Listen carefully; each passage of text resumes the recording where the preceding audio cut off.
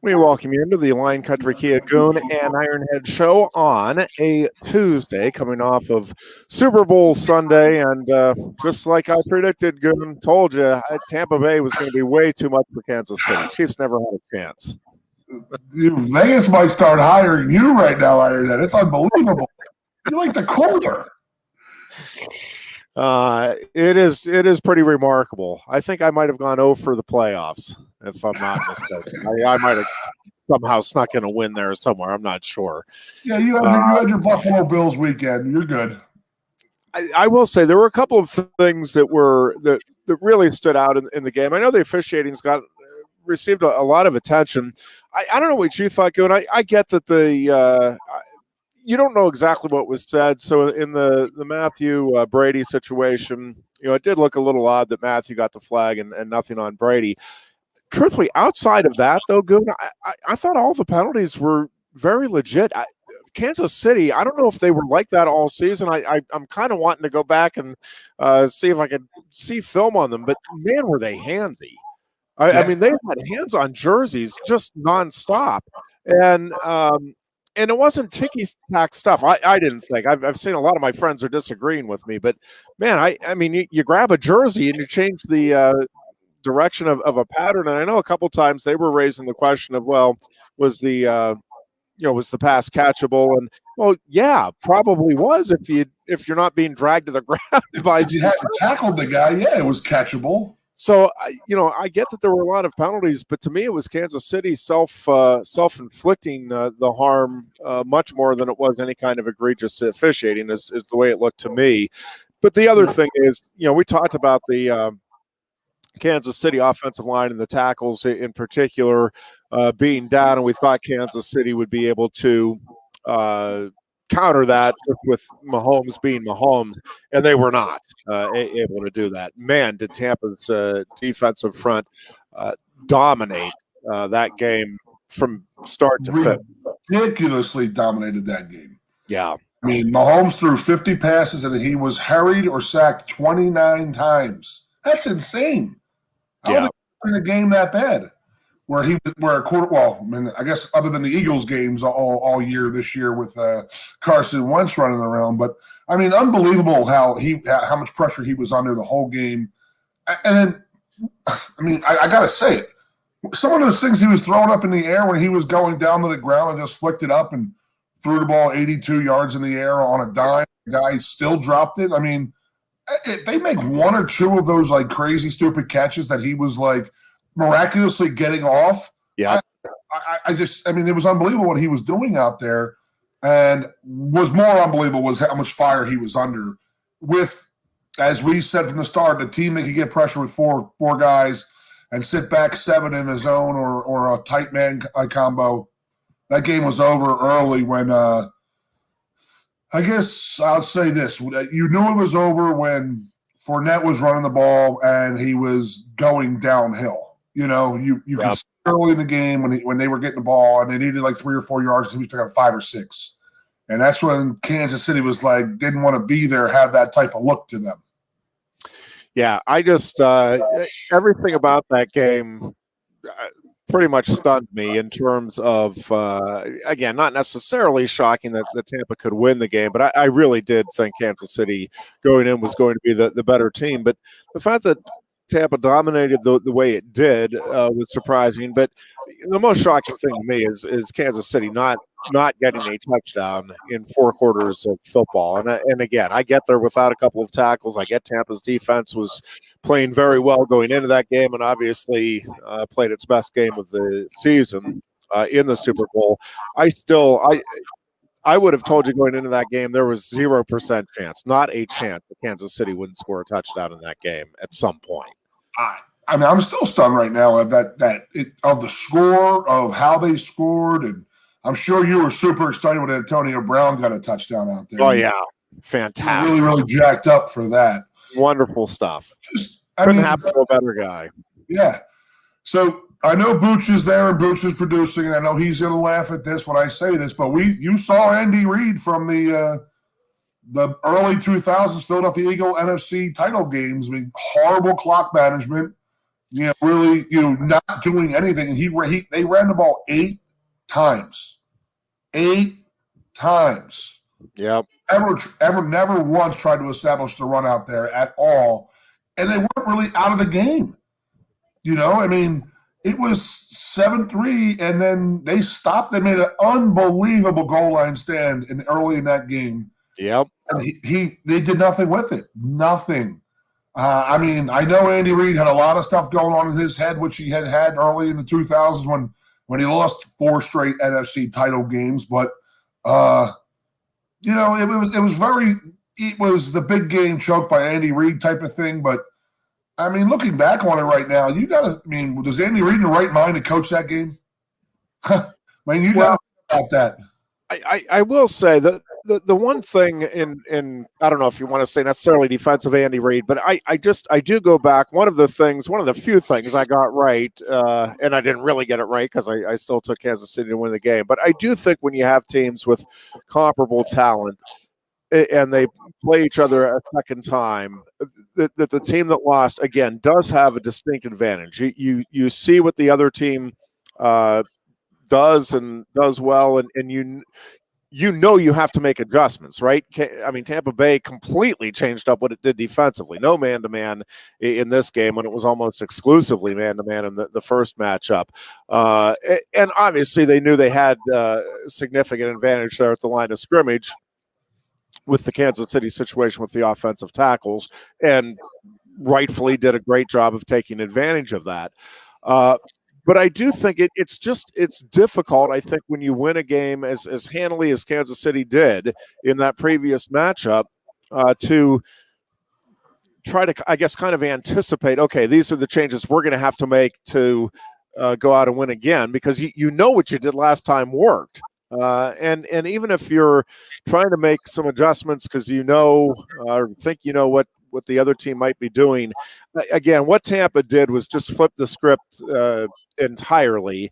And again, there were some underlying reasons. Again, Kansas City's penalty situation in that second quarter was just absurd.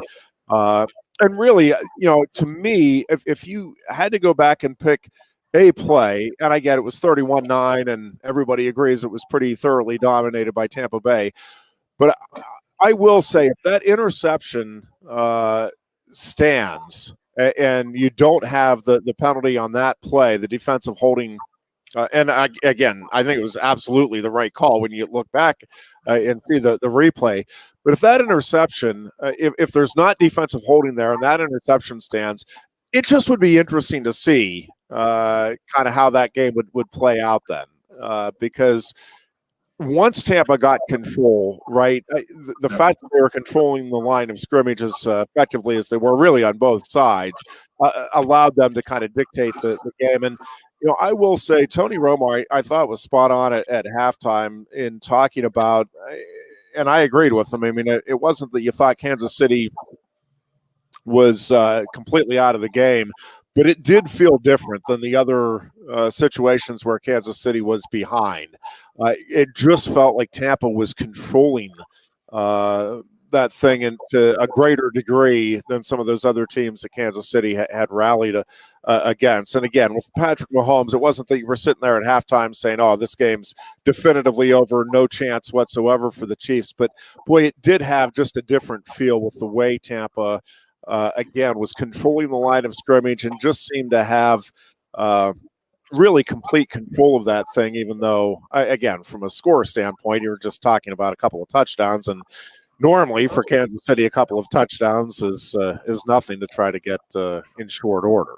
Especially with Patrick Mahomes. They were going back to the 23-point lead against Houston the year before, and you got to sit there and say, the Tampa Bay Buccaneers right now, Tom Brady, that's not a young Deshaun Watson and a Bill O'Brien Houston Texans team. But you can't count Mahomes out of that game. And we talked last week, and I said, has he had a bad game in his career in 3 years? And I'm not going to lie, I don't think he played a bad game the other day. I really don't. He needed somebody to step up and make a couple catches that should have been catches, and he needed some offensive linemen to step up and get in somebody's way, and he had neither of that happen. He had, 10 catches, but really nothing to write home about. They kept him underneath, and they gave him the yards. And Tyreek Hill really didn't do that much as he normally does. But I go back to the run game. No help whatsoever with that running game. None. And that was Andy getting out of the run game quick, and that wasn't good. I mean, we've seen the post game shows for 2 days now. Where was the screen game? How about a draw? Yeah, something to slow that defensive line up. I mean, they did nothing. They throw in just a drop screen or just a sprint draw. If those D tackles are sprinting up the field so fast and going up to the quarterback, the draw is the easiest thing to do right there, and they attempt nothing. Again, go back to Andy Reid. Not a good job at all whatsoever. Bruce Arians, top notch. For hiding Rob Gronkowski for 18 to 22 weeks, and he hit him. He said, "Hey, you're our blocking back," and then we go to the Super Bowl, and you're going to be the Gronk of old. And good for them. I mean, again, you're not a Brady fan. I'm not a Brady fan, but you have to respect the greatness. I mean, it's unparalleled now, unparalleled. Yeah, and I just don't think. I mean, I guess you never say never, but I think you and I are on the same page. In our lifetime, unless something drastically changes with the rules or something, we're not going to see a quarterback going to 10 or winning 7 Super Bowls. It's just, it's virtually impossible to get to more than 4 over a great career. 4 or 5. Yeah. So I mean, what he did is just. And again, he's still going. I mean, I don't know that I'd be betting a whole lot against him when you look at what Tampa's returning next year, and the way he's been able to play. I do think he's not able to do some things that he was able to earlier in his career, but it's not much. They were listening to some discussion yesterday on one of the national shows, and he hasn't missed a beat, and he has to say, I wouldn't go that far, but he hasn't dropped the way you expect a quarterback to drop. Certainly once he gets to age 40. But I also do think, and we talk about this all the time, Brady deserves a ton of credit, and I'm certainly not going to be the one to sit here and tell you that we need to detract anything from what he was able to do, because I do think more than any individual in that locker room, he's responsible for Tampa winning the Super Bowl, because there's just a different standard with him. When he's in your locker room, his presence changes the culture, and I think that was a big part of New England. And obviously, I'm not Belichick has a lot to do with it too with New England, but that being said, this is the ultimate team game, and he does have. I mean, when you look at the arsenal of receivers that he has to throw to, when you look at not just Fournette but Jones as well, running the ball, a really good offensive line, and a defense that, at the end of the year was playing as well, if not better, than any defense in the country. I mean, the Bills and the Steelers, I thought throughout the course of the season, were kind of the two standard bearers, but what Tampa did here in the postseason defensively was just crazy. And again, Brady deserves a ton of credit, but let's make no mistake, he was on a team that was loaded and rightfully was in the Super Bowl and gave itself a chance to win the whole thing. I mean, let's not forget that he had pick and choose what team he wanted to go to. Sure. He had carte blanche of the teams that he wanted to, and it wasn't a money thing. It's never been a money thing with him. You got Mike Evans and you got Chris Godwin on the outside. You got O.J. Howard, who missed the whole season with a knee injury, and then you're going to pick up Gronkowski and Tyler Brate, and then you have that offensive line in front of you, and you're looking at that defense and seeing how good it could be with Todd Bowles as the DC, who was a head coach of the NFL for a few years. I mean, he picked the right team, and I think that, like AQ said it last week, we were talking about Mike Evans had an interview during the week that everything was built towards going to the playoffs. Everything was. Yeah. And it was interesting to hear AQ say that, instead of having Tom Brady, or instead of having 53 other guys accommodate themselves to Tom Brady, but he had just to them. It was interesting to hear AQ say that last week. Very interesting, and to think about that. But it's the truth, you know. And he had to learn too. He had to learn a different style, Sure, different people, and then you're around these guys, and then at one point they were 7-5. And I think that was the last time that they lost was to the Chiefs, their fifth loss. Yeah. And he learned how to deal with guys, how to deal with what Bruce Arians wanted.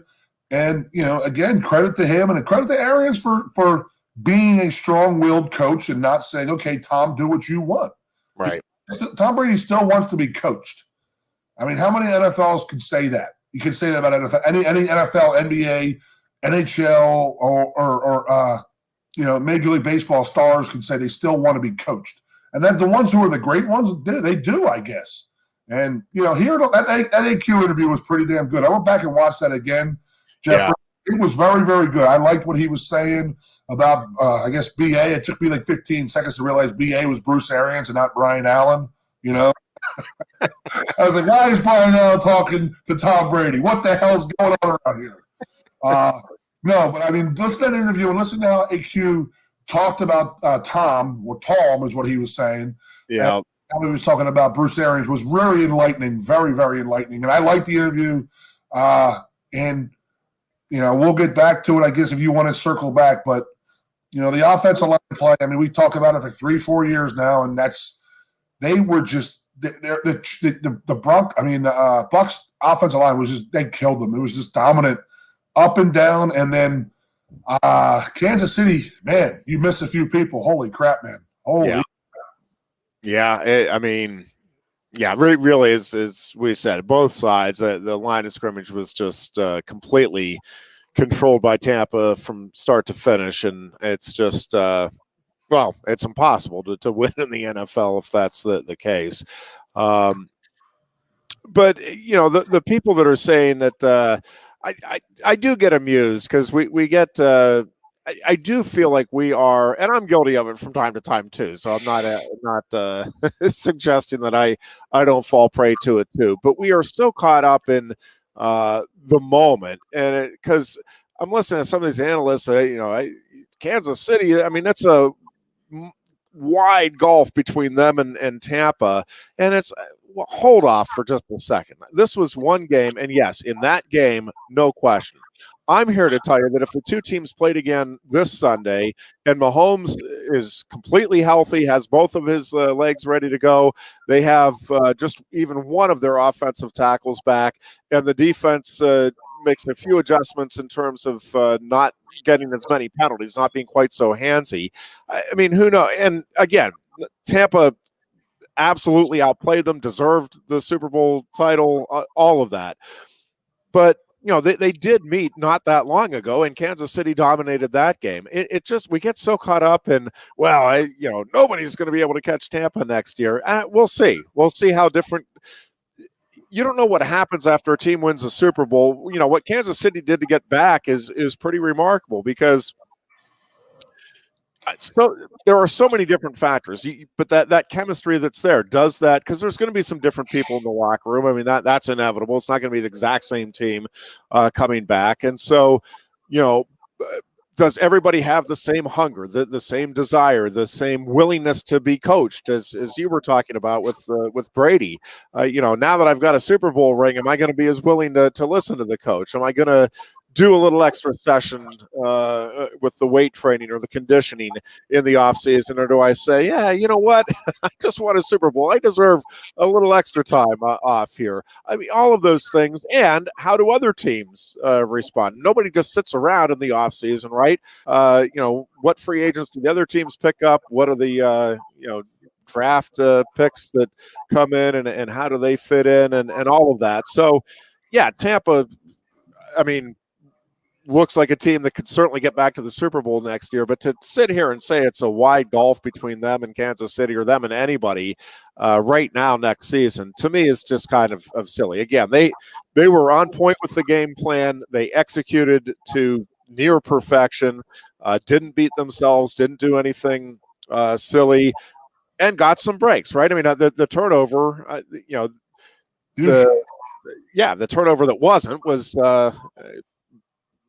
to me again the play of the game. Because I think that allowed Tampa to just kind of seize control there and never let it back, and that momentum never did swing the other way, and you kept waiting for it. Again, even at 31-9, I thought Tampa was going to win the game, but I still thought Kansas City might make a run, might score, might get an onside kick, just get back into it to some degree, and it obviously never happened. But again, it was one game, and again, hats off to Tampa Bay. They did everything right.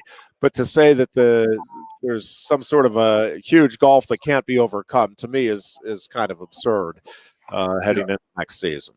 I think Kansas City is by far the favorite to win it again next year. Tell me what they're going to miss. I mean, they're going to get their offensive linemen back, and their defense is going to be intact, and Patrick Mahomes is still going to be there. I mean, you tell me. I mean, they know how to win a Super Bowl because they proved that last year, and this one was just a fluke. I mean, let's go back to 1997, 1998 when the Packers and Brett Favre were on their massive roll and they were destroying people. They won the Super Bowl against the Patriots, and then the next year they go 17-point underdogs to the Broncos and they lose. Yeah, and that's the same thing that happened this other day. I mean, Elway was just possessed, and he was a man challenged and a man possessed to win that Super Bowl. So I mean, Mahomes will be back. There's no doubt in my mind. He'll be back to probably 3 or 4 Super Bowls. It's a good team. It's a well-coached team. I'm going to go back to Andy. Does he come back? I don't know. I mean, this is 2 big things that happened to his children in his coaching career. I mean, it's not good. I do wonder if that impact. I mean, it's hard to. And I was listening to some discussion on Monday too about the fact that Tampa was at home and got to, and we talked about that with AQ too, and Kansas City didn't come in until, was it Friday or Saturday? I'm still not Friday. Sure. But I do think all of those things factor. I mean, I can't sit here and nobody can, right? I can't ascribe, 3% of the reason they lost was they only traveled in on Friday, but it does feel like that contributed, right? I mean, to me, at least. And again, Andy Reid's son and that whole situation, again, I don't know how to ascribe a percentage or anything, but to think that didn't have some impact on Andy, and I mean, that had to be weighing on his mind a little bit. There's just no way it couldn't have taken a little bit of the focus away. And again, am I going to sit here and tell you that if Kansas City got there a week ahead of time, and if there was no car accident, that man, Kansas City, no, Tampa Bay was the better team, had the better game plan, and executed and all of that. But I do feel like all of those things contributed and added to why we saw what we saw in the Super Bowl. Yeah, and he's the outside linebackers coach, so he's not there. So somebody has 2 days to step up to be the outside linebackers coach for that team. I know everybody has an assistant, so they probably had somebody step up, no big deal, but it's still an adjustment. There's no doubt. I mean, to have 3 days before a game goes off and to have something like that happen and then worry, those guys were worried about, is that child going to live? It was extremely critical. Was Andy Reid's son was actually in the hospital because he had an episode after the event. I mean, there's no way he's not human if it didn't not Andy, but the whole staff, the whole team, right, if it affect them. Yeah. So again, we'll see. As always, a ton of questions going into the offseason for not just those 2 teams and coaching staffs, but all throughout the NFL. I again, I've been reading a couple of things. This is just as a Steelers fan, and certainly I guess with the Eagles right now and everything going on with Carson Wentz. But this is just going to be a fascinating offseason because there are so many questions about how I'll take the Steelers side and I'll let you talk about the Eagles. But the Steelers, it feels like they're still in that window of opportunity here because of how good that defense is. And again, with the talent pool that they have on offense, but whether or not Yeah, to me, the two biggest questions for me going into next season is the age of the offensive line and whether or not those guys, whether they can make just we get maybe a free agent and a draft pick, and boy, we solidify everything there, or is it going to be a little bit of a process here to get that line turned over to where it needs to be? Uh-huh. But that line play, obviously, I mean, one way or another, it has to improve next year if the Steelers would have any thoughts of winning the division or getting anywhere near the Super Bowl. And the other thing is still Big Ben. I mean, I don't, I don't know what to make. I have people that are he's definitively done as far as a big time player. I'm not willing to go that far, but I'm certainly not overly confident that that's the guy that can lead you to a Super Bowl next year either right now. So, but I don't know, where else are the Steelers going to turn right now to find that answer. So to me, it's got a Big Ben or bust, but you've got to hope that he stays healthy, focused, disciplined, all of that. If you want to stay in the thick of this thing, because I do think both, actually, I think all three teams in the division outside of Pittsburgh are going to be better next year, right? Cleveland has certainly figured some things out. I think they'll get another piece or two in here and take another step forward. I think the Ravens are going to be right there in the mix. And listen, a healthy Joe Burrows alone gets Cincinnati, certainly heading in the right direction above and beyond what they were able to do this past season. So, it's going to be tough sledding again in that AFC North, I think, next year. And that's why this offseason to me is just fascinating for the Steelers. And it needs to be a really good one. And I think there needs to be a pleasant surprise or two for Steelers fans to feel optimistic about the chances of getting to the Super Bowl. I think the Steelers will be good next year, but I'm talking about, do you think they can actually get there and win the thing next year? And then I was talking to somebody yesterday, and then think about the NFL's offseason right now. There's no NFL combine in Indianapolis. Yeah. Imagine the work that has to go in here. And Pittsburgh historically has done great in the NFL drafts. Yeah. So I wonder, it's going to come down to who can get a good feel or have a good feel for how they're going to be testing and trying players out. It's going to be really weird without the combine. To be 100% honest, they're not going to have individual pro days at colleges. Correct? It's going to be all individual people's on their own day and correct. Have this and that, and it's going to be really different. It's going to be a weird off season, as the whole season was a whole weird regular season with the changing of times and games and this and that and the whole thing. But the NFL, I thought NFL did a really good job getting all those games in, not missing one game to any kind of COVID. But now we're into the off season, the free agency, so you're not going to bring somebody in for free agency, and then you're not going to do draft analysis, so you're not going to get to know people. It's going to be through a computer like we're talking right now. So depending on how teams react to it is how the offseason can go for those teams, and some teams might be a little bit better with that type of stuff. I don't know if the Steelers or Eagles are, but we shall see soon enough.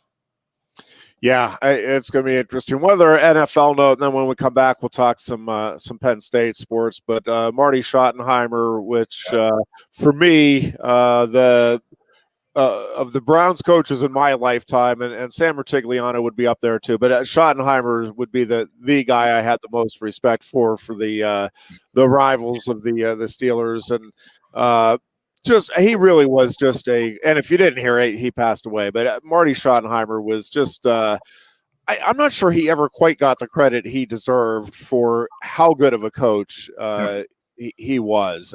He was really a very innovative coach and really a terrific motivator for the teams that he coached. Sure. If you get on any kind of social media platform today, look up what the Washington Post. I don't know if you saw it, Jeff. Did you see what the Washington Post said in the headline?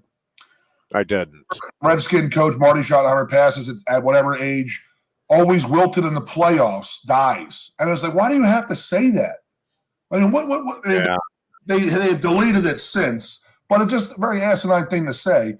But look where he went. He went to Kansas City, to Cleveland. He was in Washington Redskins. He was with the San Diego Chargers. He got fired from the Chargers after a 14-2 season. Yep. I mean, think about that. That's like firing Andy Reid today. Yeah. He didn't do well in a game, in a playoff game. I mean, it just blows my mind when I read that, and I said, "Oh my God, I forgot about that. I totally forgot about that." But know a few guys who played for him, absolutely loved him. He was a player's coach through and through, a man's man through and through. The NFL is going to miss him. The one story I do have of Martin Schottenheimer, and I don't know if you saw the interview, he had Alzheimer's since 2014. He's been suffering. Yeah. Interview a couple of years ago. Did you see it with him and his wife? And, Marty is a born and bred Pennsylvania guy, and he was talking with his wife, and they were being interviewed by ESPN, and he just says, "You know what? I like it here. I wake up, I go outside, I have that beautiful, fresh Pennsylvania air, and this and that. I just love being in Pennsylvania." And his wife gives him a little nod on the shoulder and says, "Hey, we're living in North Carolina." And then you could see his face go like, "Oh, my God." And it was horrible. It was horrendous, and I could not believe I watched it. It was so sad to see a man like that. I mean, he was all there. He looked all there. Just goes to show you how crazy Alzheimer's is, man. Just sad. Yeah. Very, very sad. That's a good man who passed. Yeah, no question about that. Take a break here. When we come back, we'll talk some Penn State basketball. The Nittany Lions with a big win tonight against Michigan State. And then we'll also talk some Penn State wrestling as there's not much certainty right now in the world of college wrestling. So we'll talk about that and more as we continue with the Lion Country Kia Goon and Ironhead show. Lion Country Kia is offering exceptional deals on your new Lion Country Kia is offering exceptional deals on your new Kia during Kia's Command the Season event. We have a nice selection on the 2021 Kia Sportage with various options and prices as low as $26,800, saving you $3,000. Or if you demand big power and towing capacity, slip into one of the 2021 Kia Sorrentos available on our lot, starting at $32,680. Discover why Kia drivers throughout the area come to Lion Country Kia or visit online at lioncountrykia.com. Introducing the new dusted Ghost Pepper at Quaker Steak and Lube. 11,700 SHUs of fire dusted on award-winning wings. Try it, or are you afraid of the heat? He's not getting that car in there. No, sir. Hey, look at these two troublemakers. Johnny, how are you? Wicked car, is that new? Yeah, it's a Sonata. Let me park it. Oh, you're not fitting your car in there. Chris, stop being a smarty pants, all right? Look who's got Smart Park. Even Bruiser can park it. Just hit the clicker. I can park it anywhere. Beaver Stadium? Parked it. Even the Jordan Center? Parked it. Even Medlar Field? Even Bruiser parked it. Hey, you can't park there. He's got Smart Park! Wicked smart. Blaze Alexander Hyundai. It's wicked smart. Wicked spat. That is wonderful stuff. That is very cool. We are coming to you live from Quaker Steak and Lube, and of course, if you did not get your wings for the Super Bowl from the Lube, that's your fault. That's your problem. You got to deal with that. But you could rectify that and get some wings and enjoy the Penn State basketball game tonight against Michigan State. Also. Of course, full swing for the NHL for many of the teams anyway. Seem to be. Congrats, by the way. Actually, Penguins had a real nice game the other night, which was the first one I've watched in a while. But boy, not been a great season so far for the beloved. Yeah, you don't know the news, then, do you? Uh-oh, yeah. You love putting me on the spot with some reactions. The Penguins have hired Ron Hextall as general manager. Is that right? I did not say. Yeah, I've been any news that's broken today. I'm out of. I got in here about a minute before we went on air. I've been scrambling with some other things. So, yeah, I'm okay with that. Oh, come on! I'm okay with that. Deep down in there's got to be some. Oh, he's a flyer.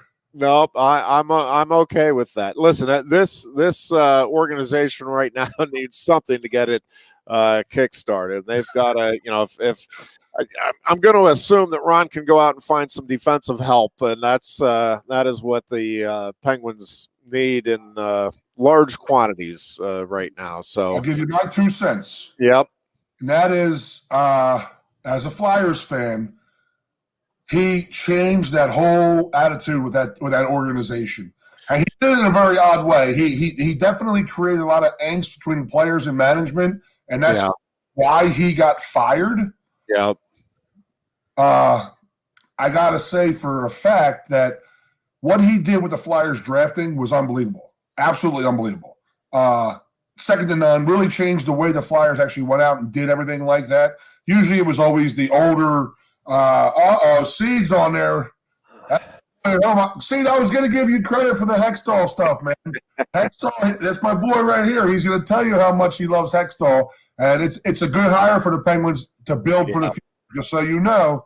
I don't know about going out and get your defenseman this year and stuff like that, but he definitely changed the organization and how the Flyers went from the old Ed Schneider Broad Street bullies, we're going to be bigger, tougher, stronger than you, to when they were in the Capitals and the Penguins, and last year they were getting skated around by all those teams. He definitely changed that, and then you can see that in the Flyers nowadays with the speed that they have. Yeah. We'll see what happens here moving forward. It can't make Penguins fans happy that he's a Flyer, though. That's the best part about it. Yeah, listen, I am one of those that if you can help the organization, I really don't care. I can forgive past sins if you can make the present good for my team. So well, you stole Rick Tocchet in 1992. You stole Fred Shero Jr. So you know what? Now you can have Hextall, I guess. Unbelievable. Penn State basketball, Goon. The Maryland game was just a weird one to watch. It was like neither team had any interest early on in doing anything, but that felt like a gritty win for Penn State, and I just liked a lot of the little things that they were doing consistently well throughout that game, and I like the fact that they won a game where it was the lowest offensive production of the season for them. I think that is a good sign for what this team can do down the stretch. And I think this is a real opportunity here against a Michigan State team that certainly does not have the look of one of the better Tom Izzo coach teams. So I really think it's a big opportunity to really seize the momentum that Penn State's riding and build on it. And I'm telling you, Penn State, with a win tonight, gets itself right in the conversation here as an NCAA tournament team. They're going to play themselves onto the bubble if they keep this up, Goon. I agree. I mean, this is a huge game for them. I mean, I don't care. It's like when people beat Penn State earlier in the season. Well, it's not Penn State. I don't care. Maryland is still Maryland. Michigan State is still Michigan State. They still look good on paper when there are W's next to them, and they, for sure, you next to it. So, hey, yeah, they're down, but I don't care. It's still a Tom Izzo coach team. Yep. Be a huge win for these guys tonight. And again, they're slowly building. I mean, we're talking about Tom Brady slowly building towards the playoffs. These guys are slowly gaining all kinds of traction this year and how they're playing. They're playing really well on both sides of the court. It was a pretty ugly game to start off the other day, but I was happy as heck to see it. I couldn't believe how again, they're tough, gritty type of guys, and that's the win. That's the one we haven't get lately, and they got it, and I like that. Yeah, I think it was huge that they came out with the W in that, and I also like, Goon, that they have a lot of different guys they can go to. I mean, you don't sit there and pay, Miles Dredd is off tonight, or Brockington's off tonight, or you can have a couple of guys off, right, and feel like you're still going to be okay. And with the way they're playing defense right now, as you had with Maryland, you can have a lot of guys that are not on offensively and still be right in there, giving yourself a chance late in the second half of these games. No doubt about it. I mean, this is what they're hanging their hat on: tough defense and gritty wins. But you mean, what was Penn State's problem before? Well, early in Pat Chambers and well before that, is they had one good scorer, and when he was off, they were done. Now you got 3-4 guys right now, and you got Harrar in there who can mess around a little bit and bang around with the big boys in there. I mean, that was my fear going into the season, that he would get eaten up and this and that. But he's hanging damn tough. I mean, it's a lot of respect for the king of Delco right now in my eyes. He's playing his tail off, and I mention this out loud to you. What do you think Harar is thinking about the NFL at all? You know what I mean? He has to be to some degree. I mean, it has to be at least in the back of his mind, right? I mean, why would he not give it a shot? I would think with the number of guys that we've seen make that transition, and with his body type and his attitude, athleticism. I mean, I think he'd be crazy not to at least give it a shot and see what happens with it. Yeah, I mean, that's what I think. I mean, he should at least look at that opportunity, but. Is he a guy who goes back next year? Is he a guy that says, hey, if Ferry's here, I'm here, is that the way it's going to go? And if so, wow, let's go. Let's roll with it. And I hope that it does happen. I hope that, I'm on board with you right now. We jumped on board a couple weeks ago with Coach Ferry about giving him a shot. So tonight would be a huge shot in the arm for that to happen, in my opinion. Do want to talk some Penn State wrestling, but before we get to that, and by the way, I think Penn State does win that game tonight in East Lansing. I really do. I think they are gaining confidence with each win here, and I think they're figuring things out about what they can and can't do right now with the roster they have, and they're making those adjustments, both coaches and players, and I really like their chance tonight of going into East Lansing. Of course, publicly, I'm going to tell you Michigan State ought to win this game by 30 points, Goon. There you go, Ironhead. You're learning the game. You're learning the game, Ironhead. Way to go. Right now. What did you think? I mean, I don't want to spend a lot of time on it, but honest to God, Penn State, what are you doing with the whole – there's been a Penn Stater in every Super Bowl. Great big bold lettering. Well, except for 5. Wait, what are you doing? Don't be don't do that to yourself. I had some folks that are I can't believe the national media. No, don't be angry at the national media. This is all brought on by your own stupidity. I'm sorry, whoever that was at Penn State that thought that was a great idea.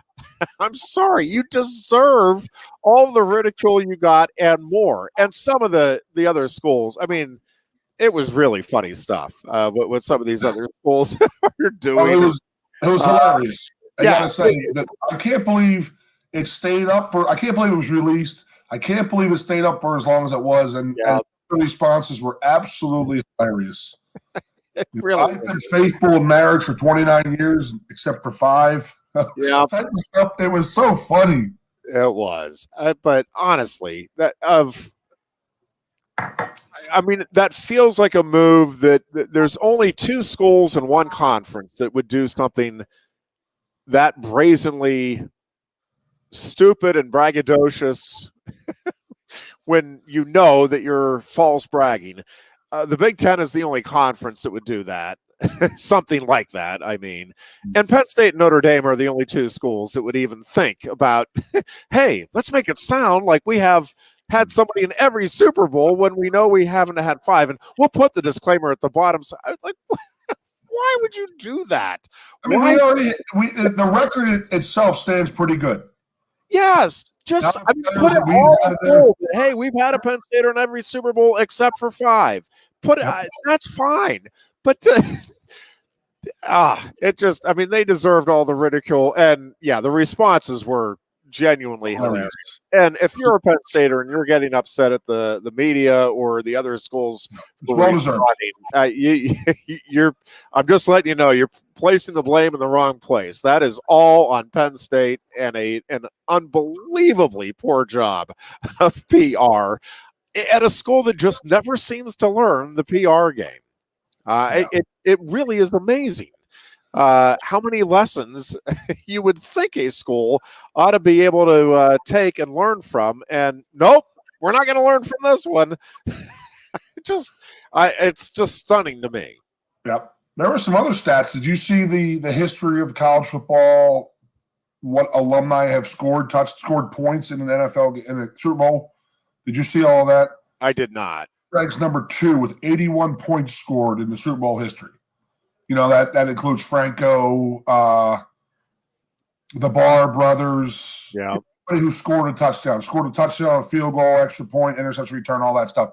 So we were second most. Miami was 84. Penn State was 81. Wow. And I'm looking at the list, and then I don't know if I was reading it wrong. I was away, and I may have been imbibing a lot, too much. Yeah. That seems very unlikely. Yes. So I'm reading it, and somebody had said that, and they asked me, and I had to go look at it, and I think I found that it's true. But how many points do you think Alabama alumni have scored in a Super Bowl? Offense has not been the selling point, admittedly, but the way you're saying that, are they like in the 30s or 40s? 0. No. That's what the guy was telling me, and I just remembered. Again, I was imbibing, so I'm going to look this back up. But yeah, he said it. Miami was 84, Penn State was 81, and we were 1 and 2. And then keep thinking, you know, Kenny Stabler didn't score. He may have thrown one, and he didn't score one. You know, do they have any kickers? My brother said, what was his name? The guy in the early 80s, running back from the Dolphins. Whatever. It sounded unbelievable to me, but I was thinking about it, and I was like, and then recently it's been Ingram. Yeah. From Ravens. Yeah. Well, I would not have ever gotten that. Could our producer look that up right now? We could try to look it up. The real quickly, Goon, on the Penn State wrestling. Obviously, if you didn't hear, the match with Iowa has been they're saying postponed, but with the remainder of the season being what it is, and if there is the outbreak that with the numbers, I mean, you're looking at the next 2 weeks, they're saying postpone, and I'd love to see. Obviously, I think both Penn State and Iowa would do just about anything they can to make that dual meet occur. But I'm, unless they're able to flip some things around, which I guess is possible from the current schedule, and get some things either taken off that final weekend and replace it with that, which again I think would be fine. Or move it around.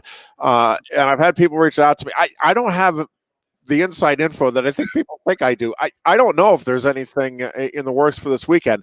It seems like Rutgers would be available. They don't have a scheduled duel, so I don't know why that wouldn't be a possibility to wrestle this weekend. And I think I think Michigan State, if I'm not mistaken, is wrestling Illinois, and Illinois is not on Penn State's schedule.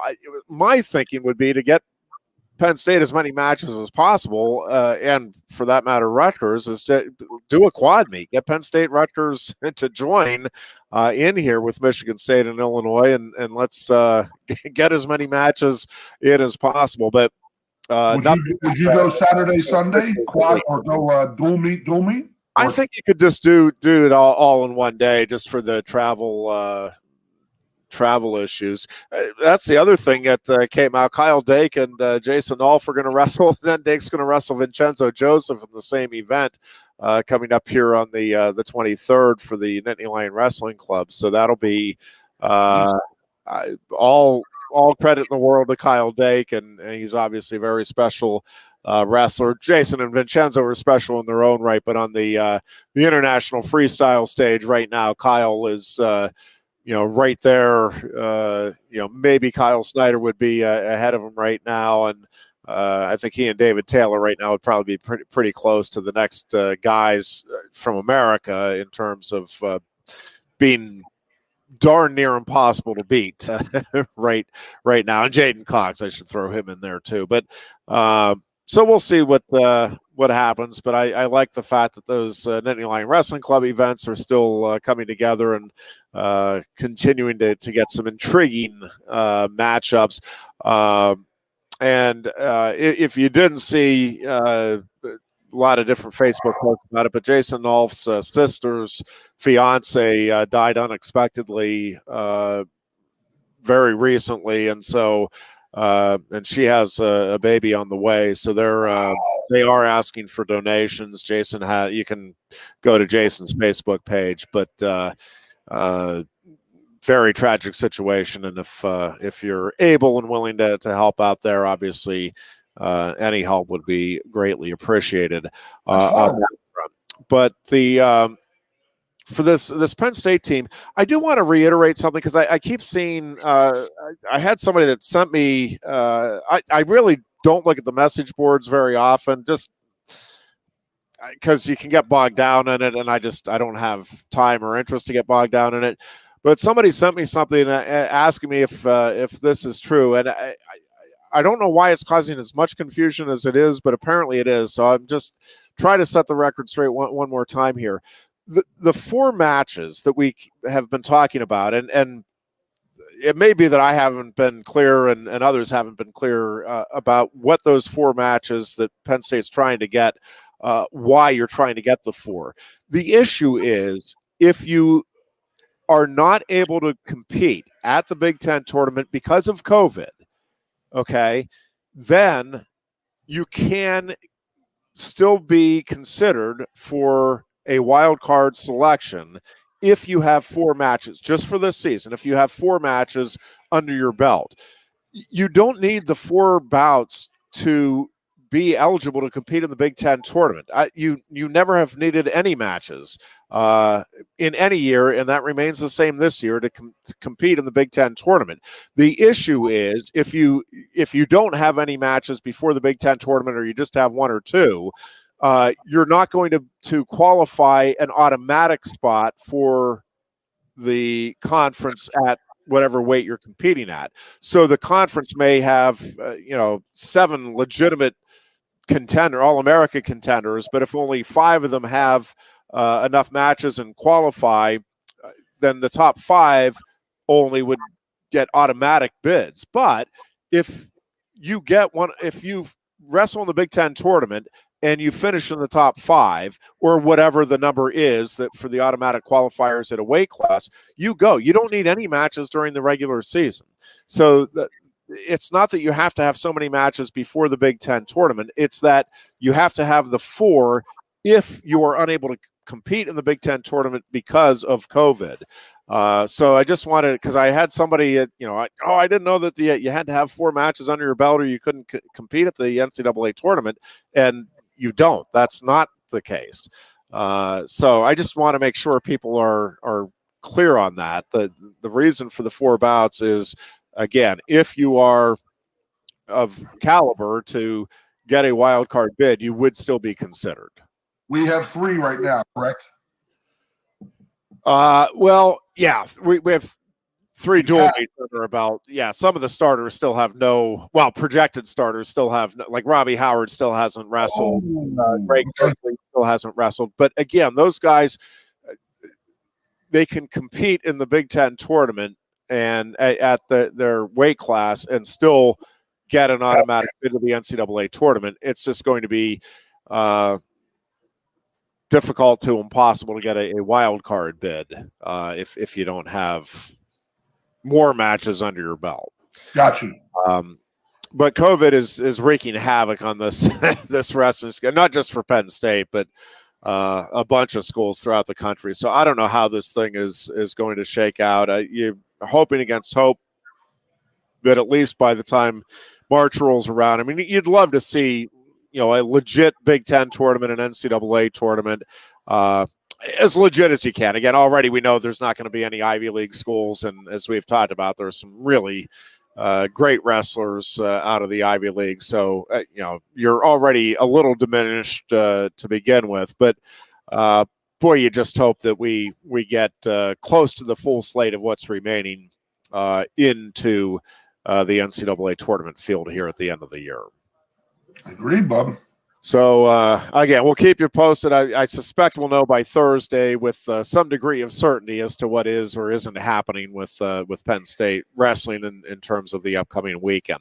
Going to wrap things up a little bit early today. We will be back with another edition of the Lion Country Kia Goon and Ironhead show on Thursday. And until then, we hope that you are both good and safe. We'll talk to you Thursday. Lion Country Kia is offering exceptional deals on your new Kia during Kia's Command the Season event. We have a nice selection on the 2021 Kia Sportage with various options and prices as low as $26,800, saving you $3,000. Or if you demand big power and towing capacity, slip into one of the 2021 Kia Sorentos available on our lot, starting at $32,680. Discover why Kia drivers throughout the area come to Lion Country Kia or visit online at lioncountrykia.com. Introducing the new dusted Ghost Pepper at Quaker Steak and Lube. 11,700 SHUs of fire dusted on award-winning wings. Try it, or are you afraid of the heat? Hi, Johnny Broom here. If you're in the market for a new Hyundai or a pre-owned car, truck, van, or SUV, nobody beats a Blaze Alexander deal. But don't take my word for it. Hey, Goon says, tell him Johnny sent you. Hey, tell him Johnny sent ya. Tell him Johnny sent you. Wait, tell him Juan or tell him Johnny sent ya? Tell him Johnny sent you. Here at Bill Pickle's Tap Room, we say, Tell him Johnny sent you. and remember,